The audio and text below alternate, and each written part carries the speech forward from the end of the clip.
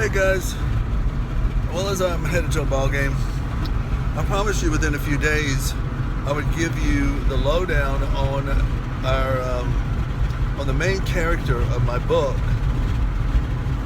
I'm gonna take my glasses off for the glare. Whispers from the Asylum: A Tale of Familial Mental Illness. And as you will recall, there was a main character in the book that is that we'll focus on. And remember, everything is true. The names have been changed, but our research has shown that there's been some crimes that have been committed, and currently and before that caused it. So remember, our main character is Stephanie. Stephanie's from a rural county in the South, in the deep South. Overbearing mother, unengaged father, but really throughout her childhood, really uneventful.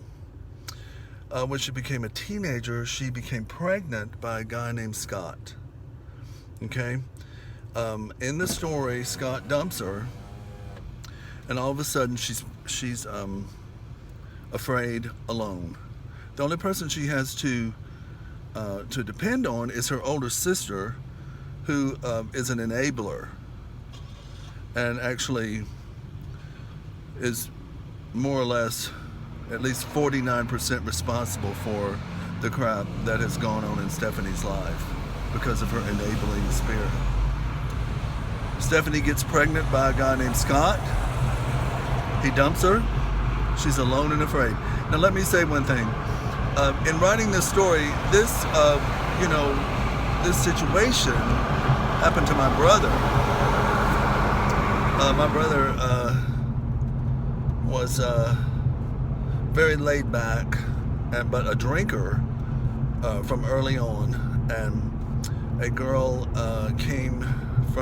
that was from that area went off to be a nanny and take care of children in another state. When she came back, she's pregnant, alone and afraid, like Stephanie.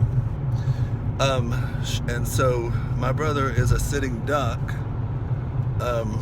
She sets her sight on him as she's like 6 months pregnant, big. And I asked my brother, "You sure you want to do this? Because this girl is, you haven't seen her in a while. She's pregnant and she may be just using you." And of course he's like, "Yeah, I do want to do it." I said, "Fine."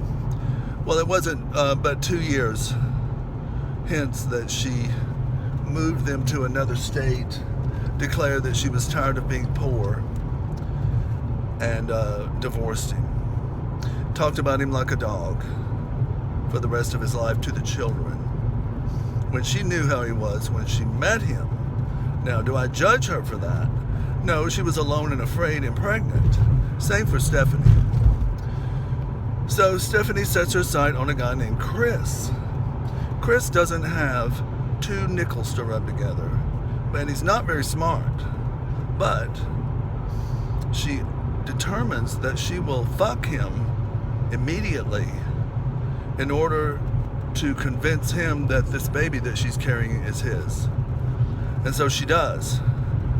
Any guesses on who enabled her to do that? Any encouragement? Her sister, right, who bears the responsibility.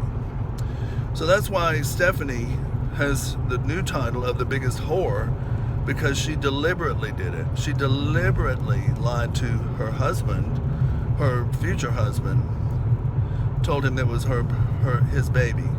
The baby's born. It's obvious that it's not true, that it's not his baby. She has to give it to a neighbor for 3 weeks, citing postpartum depression, which is, an excuse. Not hardly. She's been depressed about anything. She's mentally ill. So anyway, the kid's born. She sets her sight on having her redneck husband accept this kid who she convinces to stay married to him. Now, another thing is that he financially is much better off without her family. He would be in a trailer park because he's that stupid. But he marries her, and the most dangerous redneck is one that is stupid with a little money and thinks he's the smartest one around. But we have uncovered the reason for all of this garbage, and it is child abuse. The reason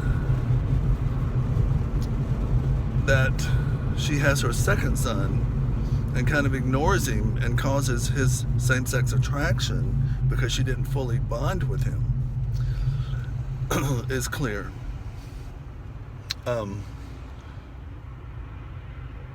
Throughout his life, she continues to push him away.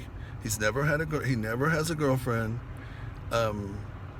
He is very different than the other kids. She suspects that he's gay.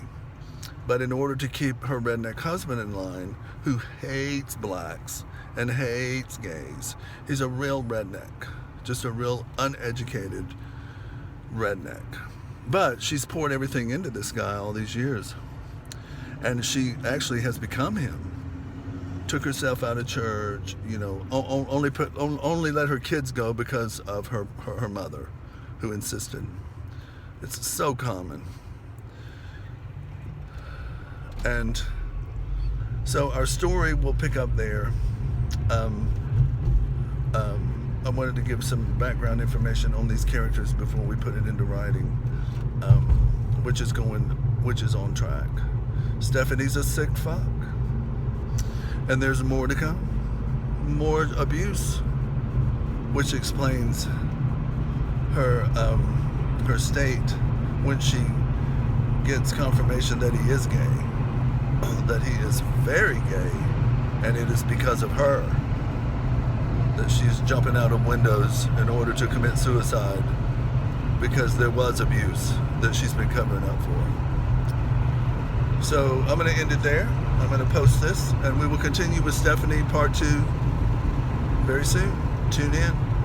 Bye.